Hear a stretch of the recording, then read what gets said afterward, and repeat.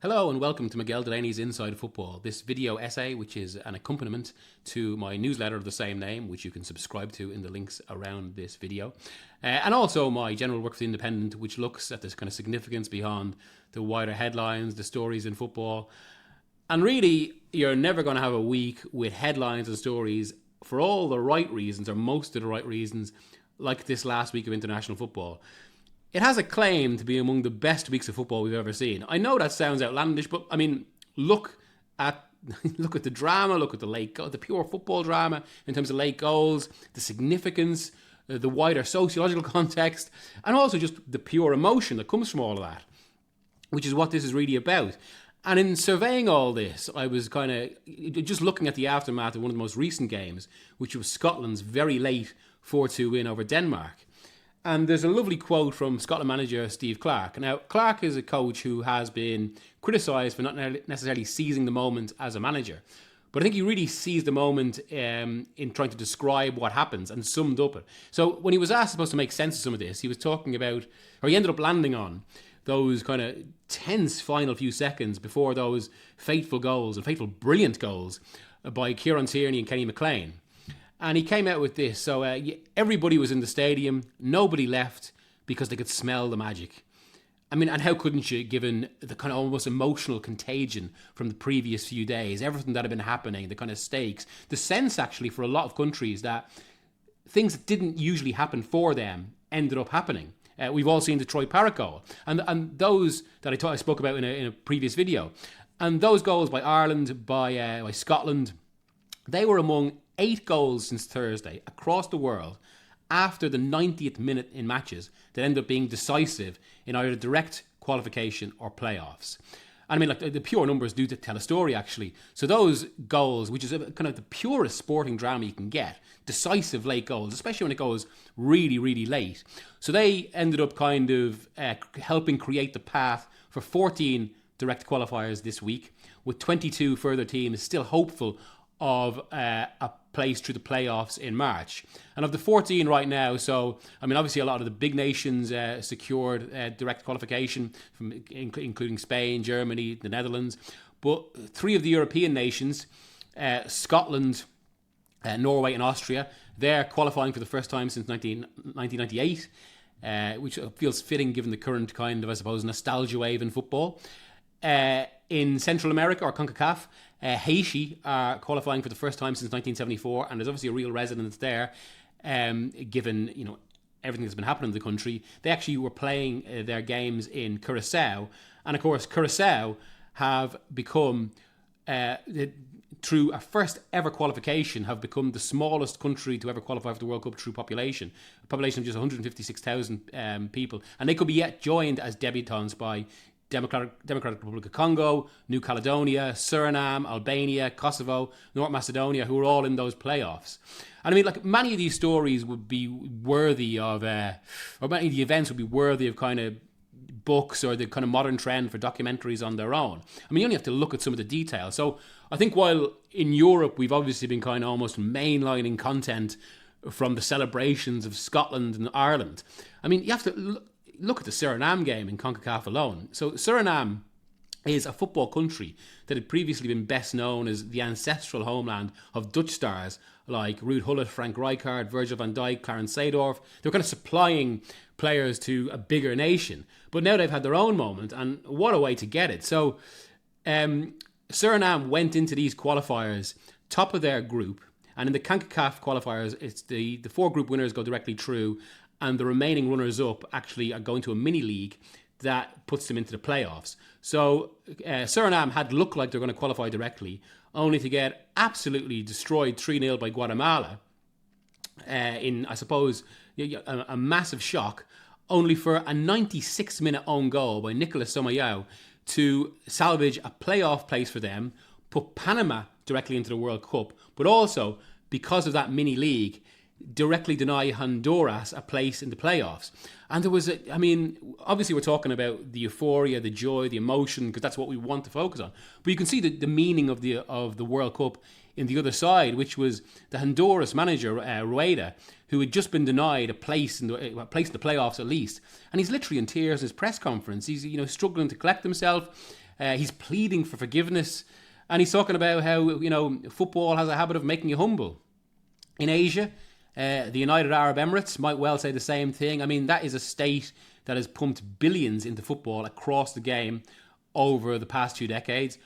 Mostly for political reasons. You can see it in the ownership of Manchester City. And also part of that has resulted in a situation where they have a number of players who've become, a number of Latin players have become naturalised citizens who made their home in the UAE to form, I suppose, what would have been considered one of the better sides in Asia. And they ended up being humbled, I suppose, and again, one of those vintage ways, by a 107th-minute stoppage time penalty by Iraq's Amir Al-Amari. And, I mean, you might well see the video link beside this video. That is where I'd almost advise you to go and watch it now, because the sound when that penalty goes in Basra, it's something to behold. And obviously within that, there is the pure meaning of qualifying for the World Cup. For Iraq, it's the first time in 40 years. But it's also so much more. And look, nobody needs a football writer here to explain what's happened in Iraq over the past 4 decades.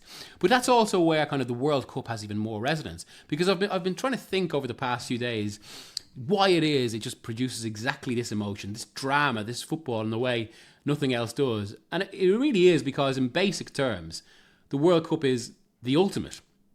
So there's no event that is as global, that is as much of a global party, like a global festival. So just to be at it is this, it produces this joy, this celebration, a national moment. From that, I think it allows nation building moments that people look on forever. I mean, I used the example in the other video the other day about Ireland.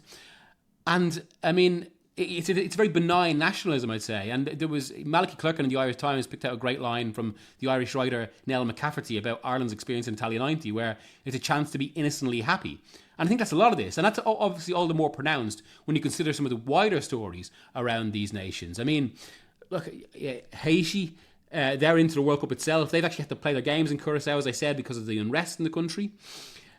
Ukraine, where Alexander Zubkov is going to be a hero now for his late goal against Iceland that puts them into the playoffs. Well, they're playing through an invasion. They're playing to give their people, hope again, some happiness, and all that as well to create renewed focus for the country amid conflict. Now, I suppose we mentioned in Western Europe, the conflict in Democratic Republic or around Democratic Republic of Congo has received nowhere near the attention of Ukraine. But actually, the World Cup gives a chance to that, and they now are one step away from there because they're in the international playoffs, having beaten Nigeria in a shootout, in remarkable scenes. And I think there's obviously kind of a historical significance that an event as joyous as that for the country came just days after reports of a peace deal between the state and the Rwandan-backed M23 rebels. And I know, again, we're talking about very important, complicated geopolitical discussion, but that is the world the World Cup is in. That's the kind of sphere it's in due to its power. And of course, we couldn't talk about all this and kind of how it gives something a joy on the other side without talking about the other side of that. And I mean, I think it was conspicuous that having made himself absent from the final qualifiers through his red card against Ireland, just another storyline this week, Cristiano Ronaldo, as all these qualifiers taken place, he was then present in the White House with Mohammed bin Salman, the Crown Prince of Saudi Arabia, who are going to be the host of the World Cup in 2034. Now, we talk about political use of the World Cup. You couldn't have a clear use of that. It followed on with the FIFA president, Gianni Infantino, standing by US President Donald Trump's shoulder as Trump spoke about potentially bombing his fellow co-host for 2026, Mexico, because of the drug war. It's a remarkable situation for FIFA to be in. It's actually unprecedented for the World Cup itself. It shows for the very same reason it produced such emotion, it also kind of it produces such a power that such interests seek to use. And in that, I mean, a lot of the decisions FIFA take right now are quite nakedly political. Among them is actually this expansion of the World Cup to the 48 teams, which is essentially a vote returning mechanism because it secures a lot more money for a lot more federations. I must say, I think a 32 country World Cup was the most perfect possible tournament. it was just right. Now, what I know many people will respond that these 48 teams allowed some of the moments I'm talking about. Yes, that's true, but also some of these moments happened before with smaller World Cups. I've already pointed to in a piece to how 1993 actually produced drama that superseded this. So it can exist without that. But even still, I suppose, yeah, I mean, Ronaldo's presence, I mean, his which was of course partly a consequence, I suppose, of that red card. That was just one of the other stories that happens almost in spite of all this. That football just produces, and a World Cup football or World Cup qualification football can produce like no other. And even aside from that joy, yeah, there's the storylines like former England manager Steve McLean resigning as Jamaica manager because they failed to qualify directly, even though they're in a playoff. The return of 78-year-old Dick Advocat, manager of Curaçao, is set to be the oldest manager of the World Cup. You could even point to how, a great ally of Trump in Hungary's Viktor Orban, well, he's been undone by Ireland, despite pumping so much into their national football structure, and Orban clearly wanting to be part of what has been termed the potentially MAGA World Cup. But and that's why there's a wider point to this, and why I think Clarke's line was so resonant, because despite all of this, that capacity for storylines, that magic exists, and I suppose one of the tricks of that magic is actually to perpetually evade such complications, to just to actually reveal and conjure what football is actually about, which is that joy, that emotion, and that's never better showcased than a week like we've just had. So thank you. If you want more videos, please like, subscribe, leave comments, and I'll see you next time.